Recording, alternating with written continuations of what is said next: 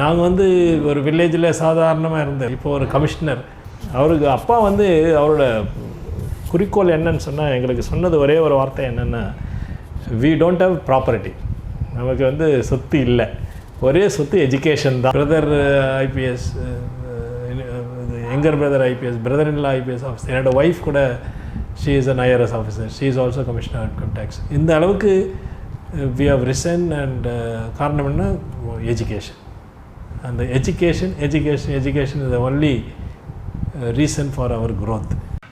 Youth பேப்பரின் இனிய வணக்கம். மறக்காமல் சப்ஸ்கிரைப் பண்ணுங்கள், பக்கத்தில் இருக்க பெல் ஐகானை கிளிக் பண்ணுங்கள். தேங்க்யூ. வணக்கங்க. என்னோடய பேர் வந்து இப்போ GM தாஸ், கணேஷ் மோகன் தாஸ். கணேஷ் வந்து என்னோடய அப்பா பேருங்க, மோகன் தாஸ் என்னோடய பேர். நான் வந்து I belong to 1990 batch of Indian revenue Service. 1990 பேட்சில் IRS ஆஃபீஸராக செலக்ட் ஆகிட்டு 90லேருந்து இப்போ 2021 வரைக்கும் இன்கம் டேக்ஸ் டிபார்ட்மெண்ட்டில் வேரியஸ் பொசிஷன்ஸில் I have been working. 2 years training முடித்து, ட்ரைனிங் அப்புறம் 1991 I was posted as a assistant commissioner income tax in Bangalore. நான் எழுதுனது வந்து 1989 எக்ஸாம். அதுக்கப்புறம் ட்ரைனிங் முடிச்சுட்டு பெங்களூரில் அசிஸ்டன்ட் கமிஷனர் இன்கம் டேக்ஸாக போஸ்ட் ஆகிட்டு இருந்தேன். அதுக்கப்புறம் மேங்களூர், நாக்பூர், பாம்பே, சென்னை, டிஃப்ரெண்ட் பிளேசஸில் டிஃப்ரெண்ட் கெப்பாசிட்டியில் ஒர்க் பண்ணியிருக்கேன். Deputy commissioner, joint commissioner, additional commissioner. 2011 கமிஷனராக ஐ வாஸ் ப்ரொமோட்டட் நாக்பூரில். பிறகு பாம்பேயில் கமிஷனர் இருந்துட்டு, பிறகு சென்னையில் கமிஷனர் அப்பீல்ஸு, கமிஷனர் எக்ஸம்ஷன்ஸ். இப்போ வந்து additional director general vigilance south, அதாவது சவுத் இந்தியா ஃபுல்லாக, தமிழ்நாடு, பாண்டிச்சேரி, கேரளா, கர்நாடகா, ஆந்திரா, தெலுங்கானா, கோவா, இந்த ஸ்டேட்லெல்லாம் additional director general vigilance south அந்த போஸ்ட்டில் இப்போ இருக்கிறேன். Same rank as commissioner of income tax. நான் வந்து இந்த பொசிஷனுக்கு வந்தது வந்து எப்படி அப்படின்ட்டு நீங்கள் கேட்டிங்கன்னா, நான் வந்து படித்தது, வளர்ந்தது, பிறந்தது ஒரு வில்லேஜுங்க. அந்த வில்லேஜ் பேர் வந்து சங்காட்டூர் அப்படின்னு சொன்னால் ஒரு செழுமையான காடு அப்படிங்கிற அர்த்தமாகும். அப்புறம் ஒரு சின்ன வில்லேஜ் அது. அந்த பாப்புலேஷன் வந்து ஒரு 2000 பீப்புள் தான் இருப்பாங்க, அது கீழே தான் இருக்கும். அந்த வில்லேஜில் வந்து நான் பிறந்தது, படித்தது. எங்கள் வில்லேஜில் வந்து ஸ்கூல் வந்து 8th ஸ்டாண்டர்ட் வரைக்கும் தான் இருக்குது. 8th ஸ்டாண்டர்டுக்கு மேலே படிக்கணுன்னா பக்கத்து டவுனுக்கு போகணும். பக்கத்தில் வந்து செய்யூர் அப்படின்னு சொல்லிட்டு ஒரு டவுனுங்க. செய்யூர் நீங்கள் கேள்விப்பட்டிருப்பீங்க. அங்கே தான் வந்து ஹைஸ்கூல் இருக்குது. எங்கள் ஹைஸ்கூல் வந்து செய்யூர் வந்து 5 கிலோமீட்டர்ஸ் டிஸ்டன்ஸ். நான் எப்படி ஸ்கூல் போவேன்னா பை வாக்கிங் ஒன்லி. நான் நடந்து தான் போவேன். 5 கிலோமீட்டர் நடப்பேன். காலையில் வந்து 8 o'clock வீட்டிலேருந்து ஆரம்பிச்சிட்டோம்னா ஒரு 9:15க்கு 1 hour 15 minutes 5 kilometers use to walk போயிடுவோம். பிஃபோர் 9:30க்கே ஸ்கூல் ஆரம்பிக்கும். அதே போல் வந்து ஈவினிங் வந்து ஸ்கூல் முடிஞ்சதும் we will come on foot home back. So அந்த டிஃபிகல்ட்டி இருந்ததுங்க. நடந்து தாங்க நாங்கள் படித்தோம். 10 kilometers எவ்ரிடே. பஸ் இருந்தது, பட் somehow அப்பா வந்து at a difficulty maybe, so I have to go by walk. Bus maybe 10 paisa 15 paisa அது மாதிரி தான் இருக்கும். அப்போ அதிக கஷ்டம் சார், 10 காசு டிக்கெட் எடுக்க கஷ்டம். Because my brothers are studying, no, so my focus was for them. இப்போ நீங்கள் நடந்து போகலாம், தட் இஸ் நத்திங் பிக். அப்பாவுக்கு வந்து எல்லோரையும் ஒரே டைமில் படிக்க வைக்கிறது at a difficulty. We could not. நான் வந்து ஹைஸ்கூலில் படிக்கும்போது என்னோடய எல்டர் பிரதர்ஸ் வந்து காலேஜ் படிக்கிறாங்க. அவங்க வந்து என்னோடய ஃபஸ்ட்டு பிரதர் வந்து என்ஜினியரிங் அண்ணா யூனிவர்சிட்டியில் படிச்சுட்டு இருந்தார். செகண்ட் பிரதர் வந்து BSc தியாகராஜா காலேஜில் படிச்சுட்ருக்கார். என்னோடய தேர்ட் பிரதர் வந்து அப்போ வந்து PUC படிக்கிறார். அப்போ நான் வந்து ஸ்கூல் போகிறேன். என்னோடய தம்பி அவரும் ஸ்கூல் படிக்கிறாங்க. என்னோடய எல்டர் ஒரு சிஸ்டர், என்னோடய இமிடியேட் யங்கர் எனக்கு ஒரு சிஸ்டர். இப்போ எல்லாரையும் படிக்க வைக்கும்பொழுது my father must have had a very tough time. அதே போல் என்னோடய ஃபஸ்ட் பிரதர் வந்து காலேஜ் முடிச்சதும் ஐஏஎம்மில் அவருக்கு சீட்டு கிடச்சது, இந்தியன் இன்ஸ்டியூட் ஆஃப் மேனேஜ்மெண்ட்டில். After doing his B from Anna university, he got a seat in Indian institute of management, Calcutta. உங்களுக்கு தெரியும், ஐஏஎம் வந்து premier institute, one of the IIT IIM தான் டாப் இந்தியாவில்.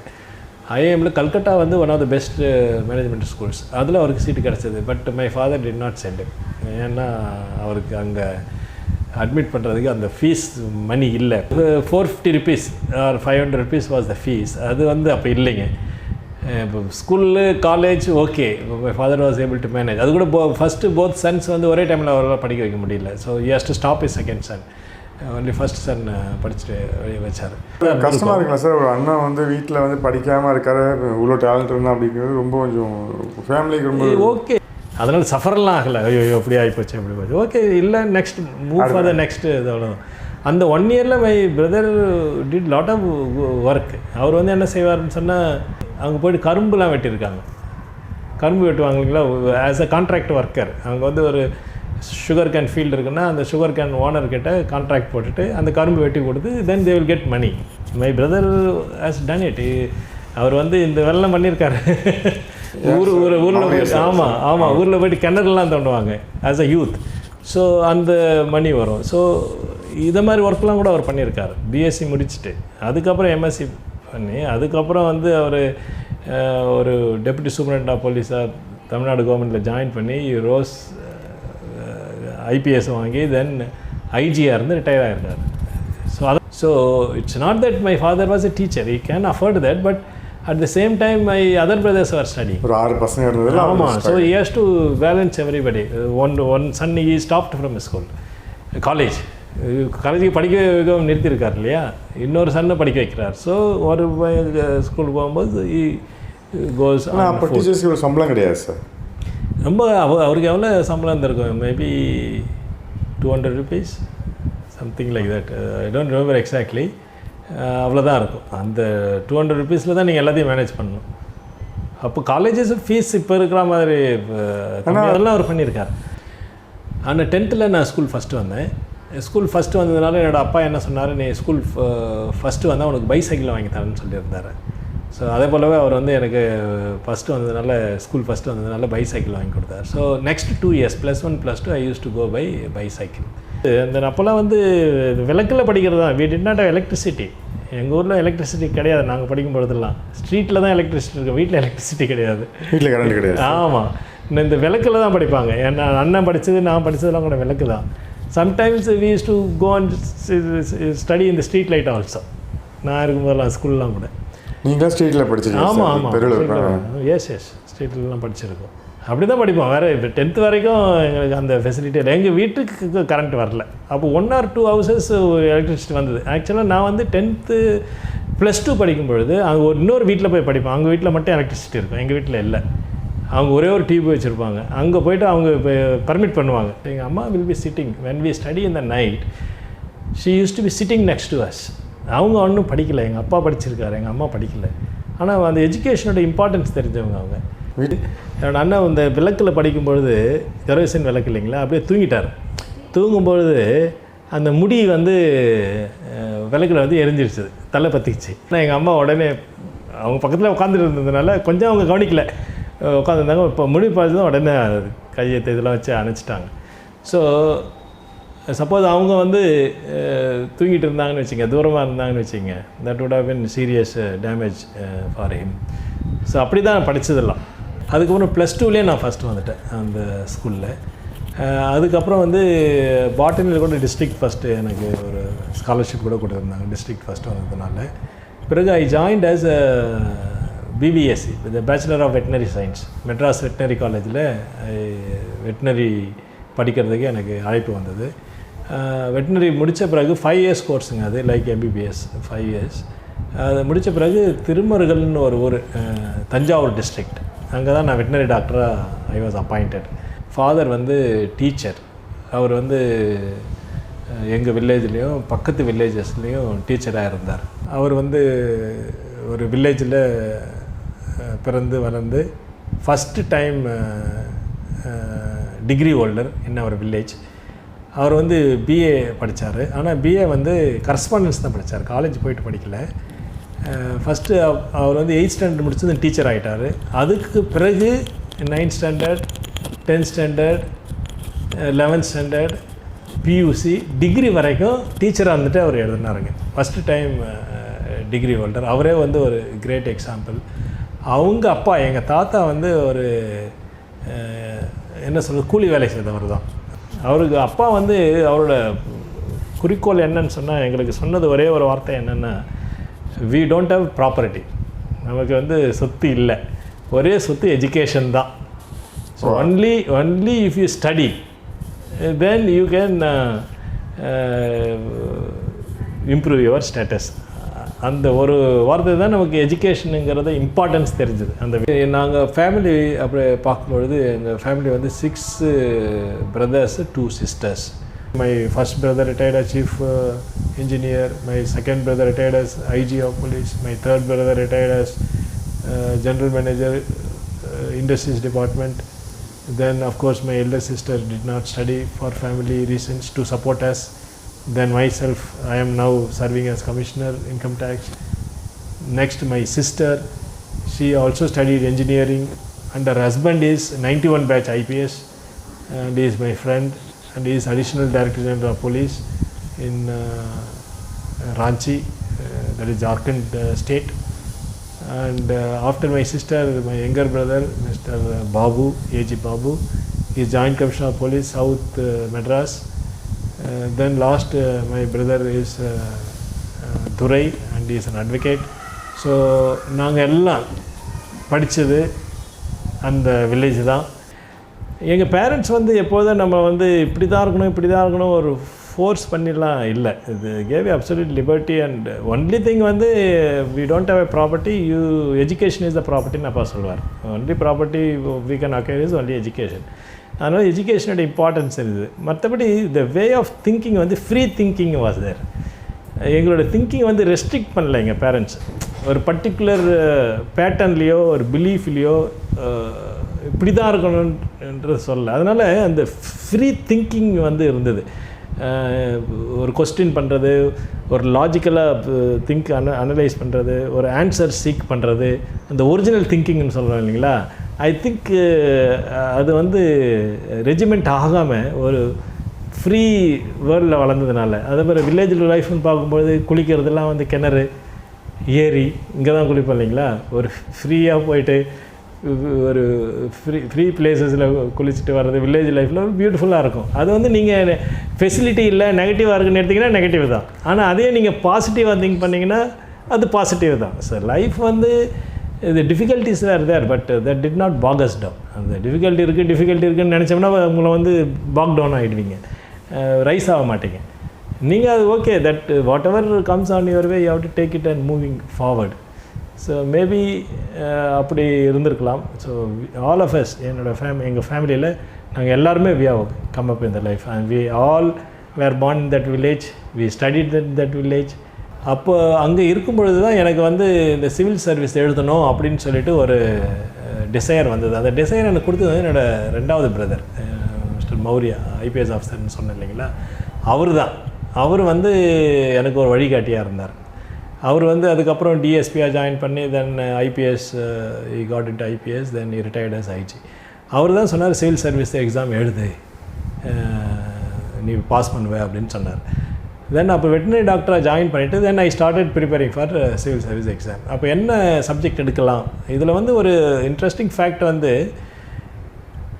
Subject what subject you are going to read for civil service is very important. அந்த subject வந்து ஒரு சிலர் சொல்லுவாங்க இந்த சப்ஜெக்ட் வந்து ஸ்கோரிங், இப்போ வந்து geography, Tamil literature, public administration, இதெல்லாம் வந்து ஸ்கோரிங் சப்ஜெக்ட்ஸு, இதை எடுங்க அப்படின்னு சொல்லுவாங்க. பட் என்னோடய அட்வைஸ் வந்து நீங்கள் எந்த சப்ஜெக்ட் உங்களுக்கு பிடிக்குதோ, விரும்பி படிக்கணும்னு நினைக்கிறீங்களோ அந்த சப்ஜெக்ட் எடுக்கணுங்கிறது என்னோட ஐ திங்க் லைக் தட். ஏன் அப்படி நான் சொல்கிறேன்னு சொன்னால், நான் எடுத்த சப்ஜெக்ட் வந்து அப்போ political science and international relations ப்ரிலிமினரிக்கு. அந்த சப்ஜெக்ட் வந்து நான் வந்து அதுக்கு முன்னாடி படித்ததில்லை. நான் படித்தது veterinary doctor. But the moment I took that subject, என்னோட பிரதர் தான் சொன்னார், இந்த சப்ஜெக்ட் பாரு, இது சோஷியாலஜி படி, பொலிட்டிக்கல் சயின்ஸ் படிக்கலாம் அப்படின்னு சொல்லியிருந்தார், ஹிஸ்ட்ரி படிக்கலாம் அப்படின்ட்டு சொல்லியிருந்தார். பட் சரி பொலிட்டிக்கல் சயின்ஸ் படிப்போம் அப்படின்னு அந்த எடுத்து படிக்கும் பொழுது அந்த சப்ஜெக்ட் வந்து ஸோ இன்ட்ரெஸ்டிங் டு மீ. அது வந்து ஒரு ஸ்டோரி புக் படிக்கிற மாதிரி இருந்தது எனக்கு. ஸோ அந்த படிக்க நான் என்ன நினச்சேன், எக்ஸாமை மறந்துட்டேன். எக்ஸாம் வருதோ இல்லையோ, பாஸ் பண்ணுறோமோ இல்லையோ, பட் இந்த சப்ஜெக்ட் வந்து நாலேஜ் கெயின் பண்ணுறோம். when we read something we are coming to know something new.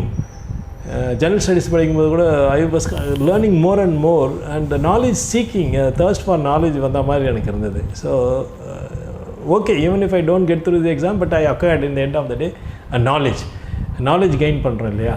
அதனால் if I get through civils is fine, if I don't get through nothing to lose because I gain knowledge அப்படின்னு எனக்கு ஒரு thought வந்தது. அதே போல் அந்த subject எனக்கு ரொம்ப இன்ட்ரெஸ்டிங்காக இருந்தது. அதனால் நான் வந்து just I took only 1 month லீவுங்க ஆஸ் எ வெட்டினரி டாக்டர். எக்ஸாமுக்கு முன்னாடி ஜூனில் எக்ஸாம் வரும். I just took leave for 1 month. அந்த 1 monthல நான் படித்து ப்ரிலிமினரி பாஸ் பண்ணிட்டேன். பொலிட்டிக்கல் சயின்ஸ் தான். அதுக்கப்புறம் மெயின் வந்தது, மெயின் பாஸ் பண்ணிவிட்டேன், இன்டர்வியூவும் பாஸ் பண்ணிட்டேன். At 1 stroke I passed in the first attempt itself. நான் முடித்தது வந்து 88ங்க வெட்டினரி. 89ல் இந்த எக்ஸாம், 89ல் ஐ காட் த்ரூ. ஸோ 90ல் I joined as IRS officer. அப்போ நான் இன்டர்வியூக்கு போகும்போது இன்டர்வியூவில் ஒரு சில கேள்வி கேட்டாங்க. ஜென்ரலி இன்டர்வியூன்னு சொன்னால் normally the ask from your background, நீங்கள் எந்த ஏரியாவில் வந்திருக்கீங்க, அந்த இடத்த பற்றி நல்லா தெரிஞ்சுக்கணும். ப்ளஸ்ஸு இப்போ நீங்கள் படித்த பேக்ரவுண்டை பற்றி கேட்கலாம். அப்போ கரண்ட் அஃபேர்ஸாக என்ன டாபிக் இருக்கோ அதுலேருந்து கேட்பாங்க. So I was prepared in that angle. இது மாதிரி நான் ப்ரிப்பேர் பண்ணிவிட்டு போயிட்டு இருந்தேன். ஒரு சிலது கரண்ட் அஃபேர்ஸாக அவங்க கேட்டாங்க, பட் ஒரு சிலர் அன்எக்ஸ்பெக்டடாகவும் கேட்டாங்க.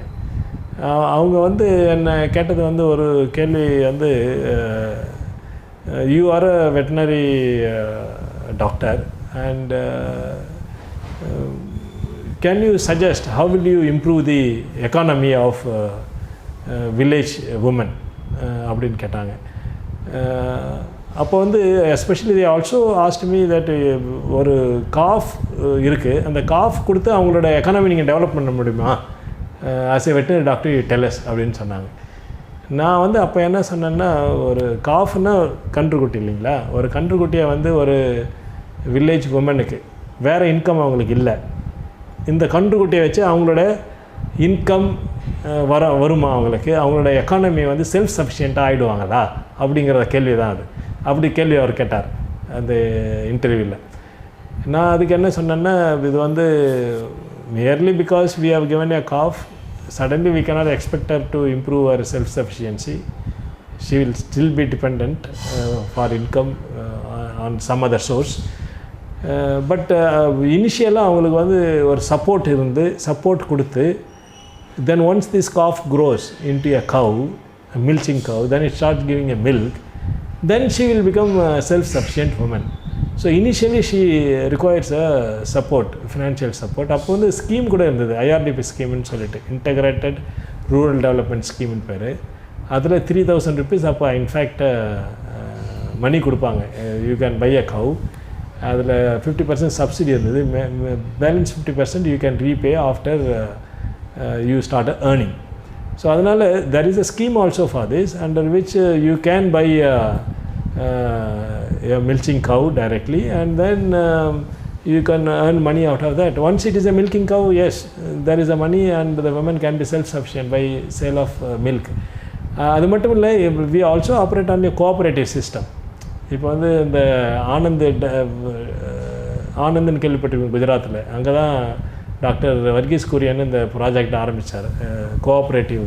இப்போ வந்து மில்க் வந்து வில்லேஜாக வந்து அந்த மில்கை கலெக்ட் பண்ணிவிடுவாங்க, கோஆப்ரேட்டிவ் சிஸ்டம். அந்த மில்க்கு தான் சப்ளை ஆகுது நம்ம சிட்டிஸ்லாம். ஸோ அது வந்து செல்ஃப் சஃபிஷியண்ட்டாக இருக்குங்கிறது என்னோடய argument at that time I told. அவங்க இன்னொரு கேள்வி கூட கேட்டாங்க, அதாவது India Pakistan how will you resolve the disputes? There is a constant dispute is there between India and Pakistan. How shall we resolve the dispute? Whether war is one of the mechanisms to resolve the disputes அப்படின்னு கேட்டாங்க. நான் என்ன சொன்னேன், war may be a solution, வார் வந்து ஒரு டிஸ்பியூட்டுக்கு solution. வாரில் யார் win பண்ணுறாங்களோ அவங்க position will be run over, அவ்வளோதான். Their position will be there. Defeat ஆனவங்க அவ்வளோதான், they lost the war. But that is not a solution between India and Pakistan. இப்போ வந்து வார் வந்து ஒரு செகண்ட் வேர்ல்டு வாரோ தேர்ட் வேர்ல்டு வாரோ you completely occupied another country and then put your systems there. But such a thing is not possible. To occupying another country is impossible in today's war. That too a country like India and Pakistan. So அதனால் நான் என்ன சொன்னது, war is not a solution for India and Pakistan. It is a continuous dialogue India should have with Pakistan in a peaceful manner. Through dialogue and talks only we have to resolve our disputes. அப்படி சொன்னேன். ஆக்சுவலாக இன்னொரு வந்து இந்த இன்டர்வியூஸ்லாம் another important thing is your answer has to be in accordance with the government policies. It should not be opposing the government policies at any particular point of time. அப்போ கூட அவங்க ஒரு கேள்வி கூட அபவுட் ஸ்ரீலங்கன் இஷ்யூ பற்றி கேட்டாங்க. அப்போ வந்து எல்டிடிஇ இருந்தாங்க. அப்போ வந்து ஒரு பர்டிகுலர் இன்சிடெண்ட்டில் some LTTE people were captured by IPKF, Indian Peacekeeping Force, and they committed suicide. அப்போ அந்த வந்து ஹாட் டாப்பிக்காக இருந்தது. They asked me some questions about that. So அது வந்து when you are answering such question you have to answer, one is a fact and truth and genuine you have to be, but at the same time your views have to be in accordance with the government views, because tomorrow you are going to administer the law and the rule of the government, and if you are a person going to have views which is very very different and not in sync with the government, then it is difficult to appoint you as a government officer, because you will be working against the government. So basically if we are going to write the civil services, we have to tune ourselves for the development of the country, and for that we have to first accept our constitution, accept our policies, accept our governments, and then only one should write the exams. So our thinking and policies and views have to be in accordance with our policies and the rules. அது மாதிரி தான் interview இருந்தது. ஸோ ஒரே அட்டம்ப்டில் got through the exam, allotted Indian revenue service. அப்போ வந்து training வந்து ஃபவுண்டேஷனல் கோர்ஸ்ன்னு சொல்லுவாங்க. அந்த ஃபவுண்டேஷனல் கோர்ஸ் அப்படின்றது வந்து 3.5 months, that is for all services put together. I mean select ஆன எல்லாரையுமே வந்து Lal Bahadur Shastri Administrative Academy, Mussoorie IAS அகாடமின்னு சொல்லுவாங்க. அங்கே தான் இந்த ஃபவுண்டேஷனல் கோர்ஸ் எல்லாருக்கும் கொடுப்பாங்க.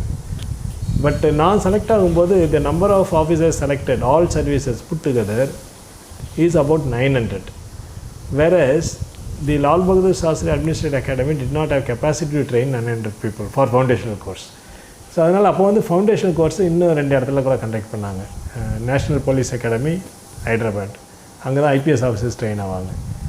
National Academy of Direct Taxes Nagpur, அங்கே தான் IRS ஆஃபீஸர்ஸ் ட்ரெயின் பண்ணுறாங்க.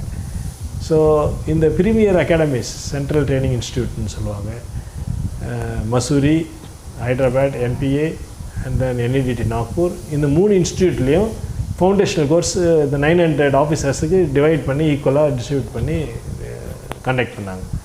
So I went foundational course for 3.5 months in Nagpur only. NEDT தான் ஐ அண்டர்வென்ட் ட்ரைனிங். அதுக்கப்புறம் ப்ரொஃபஷனல் ட்ரைனிங்னு சொல்லுவாங்க. ஃபவுண்டேஷனல் கோர்ஸ் முடிஞ்சதும் you will go to your respective training institutes to undergo your training. அந்தந்த training இன்ஸ்டியூட்டுக்கு அந்தந்த officers போயிடுவாங்க. IPSஆ NPAவுக்கு தேவைங்கோ. ஸோ அது மாதிரி NIDTஆ IRS officers. So I was trained for another 21 months in NIDT Nagpur. So டோட்டலாக about 2 years is the total training period. Training முடிஞ்சு I was posted assistant commissioner income tax in Bangalore. So actually நான் வந்து இப்போ இந்த டிபார்ட்மெண்ட்டில் 30 yearsல I had a huge experience in several international organisations. Expecting promotion as principal commissioner, then maybe chief commissioner. So there's a journey to go.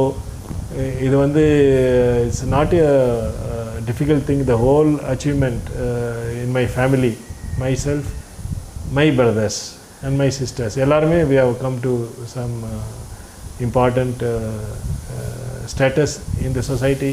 நாங்கள் வந்து ஒரு வில்லேஜில் சாதாரணமாக இருந்தேன், ஒரு டீச்சர் சன்னாக இருந்தேன். இப்போ ஒரு commissioner brother IPS, younger brother IPS, brother-in-law IPS officer. என்னோட ஒய்ஃப் கூட she is an IRS officer, she is also commissioner of income tax. இந்த அளவுக்கு we have risen and காரணம் என்ன, எஜுகேஷன். அந்த education is the only reason for our growth. அது நீங்கள் எங்கே பிறந்தீங்க, எங்கே இருக்கீங்கிறதெல்லாம் does not matter. உங்களுக்கு அந்த ஜீல் இருந்ததுன்னா, அந்த ஒரு பண்ணி ஆகணும் அப்படின்னு வருதுன்னா ஆட்டோமேட்டிக்காக அதெல்லாம் வரும். இந்த டிஃபிகல்ட்டிலாம் வழியில் தகடுபடி ஆகிடும். நீங்கள் என்ன டிஃபிகல்ட்டியாக இருந்தாலும் நமக்கு அந்த சீல் அது இருந்தால் இந்த வருகின்ற கஷ்டங்கள் எல்லாம் முறியடிக்கப்படும். ஸோ அதனால் எல்லாருமே வந்து நான் ரொம்ப கஷ்டப்படுறேன், நான் ரொம்ப ஏழையாக இருக்கேன், நான் ஃபெசிலிட்டியே இல்லை அப்படியே சொல்லிக்கிட்டு இருந்து பிரயோஜனம் இல்லை. ஏன்னா அப்படி சொல்லிட்டு தான் அப்படி தான் சொல்லிக்கிட்டே இருப்போம். Growth will never come. அந்த டிஃபிகல்ட்டிலாம் எதிர்த்து முன்னேறி வருவது தான் வாழ்க்கை. ஸோ இப்போ அதுக்கு எக்ஸாம்பிளாக I can say my family is there. Small village, no education facility, நடந்து படித்தது, சைக்கிளில் போயிட்டு படித்தது, 10 kilometers அப் அண்ட் டவுன், எல்லோரும் ஒரே டைமில் படித்தது, டிஃபிகல்ட்டிஸ் இதெல்லாம் கடந்து தான் தமிழ் மீடியம், இதெல்லாம் கடந்து தான் நீங்கள் டெவலப் ஆகி வரீங்க.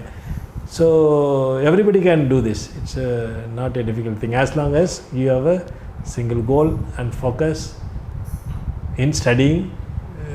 நல்லா படிச்சிங்கன்னா வாழ்க்கையில் நல்லா முன்னேறலாம். நன்றி, வணக்கம்.